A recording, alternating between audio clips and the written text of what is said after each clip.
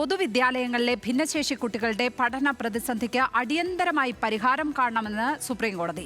Special എഡ്യൂക്കേറ്റർമാരുടെ ഒഴിവുകൾ 3 മാസത്തിനകം കണ്ടെത്താൻ സംസ്ഥാനങ്ങൾക്ക് കോടതി നിർദ്ദേശം നൽകി. ഈ തസ്തികകളിലേക്ക് സ്ഥിരം നിയമനം നടത്താനും കോടതി നിർദ്ദേശിച്ചു. മറ്റ് അധ്യാപകർക്ക് തുല്യമായ സേവന വേതന വ്യവസ്ഥകൾ നൽകണമെന്നും കോടതി പറഞ്ഞു.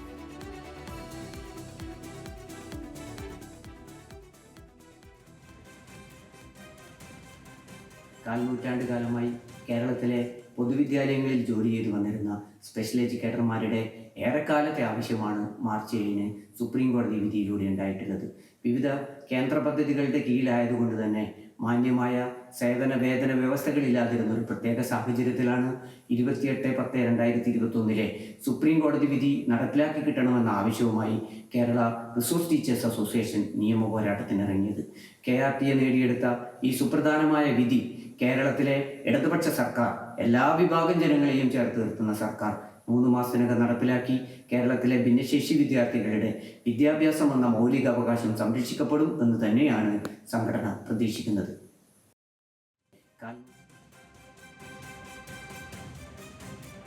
ഇത് സംബന്ധിച്ച ഹർജി 3 മാസത്തിന് ശേഷം വീണ്ടും പരിഗണിക്കും. കൂടുതൽ വിവരങ്ങളുമായി കോഴിക്കോട് നിന്ന് രതീഷ് വാസുദേവൻ ചേരുകയാണ്. രതീഷ്, ഭിന്നശേഷി കുട്ടികളെ സംബന്ധിച്ചിടത്തോളം, അവരുടെ രക്ഷിതാക്കളെ സംബന്ധിച്ചിടത്തോളം, ഈ മേഖലയിലെ അധ്യാപകരെ സംബന്ധിച്ചിടത്തോളം ഒക്കെ വലിയ ആശ്വാസം പകരുന്ന ഒരു ഇടപെടൽ തന്നെയാണ് സുപ്രീം കോടതിയുടെ ഭാഗത്ത് നിന്നുണ്ടായിരിക്കുന്നത്, അല്ലേ? ലക്ഷ്മി, തീർച്ചയായും ഏറെ സന്തോഷകരമായ ഒരു ഇടപെടൽ എന്ന് തന്നെയാണ് ഈ രംഗത്തുള്ളവരൊക്കെ പറയുന്നത്. കാരണം കേരളത്തിലെ 1.25 ലക്ഷം വരുന്ന ഭിന്നശേഷി വിഭാഗത്തിൽപ്പെട്ട കുട്ടികളുടെ പൊതുവിദ്യാലയങ്ങളിലെ പഠനം പൂർണ്ണമായും നിലച്ച ഒരു സാഹചര്യം ഉണ്ടായിരുന്നു.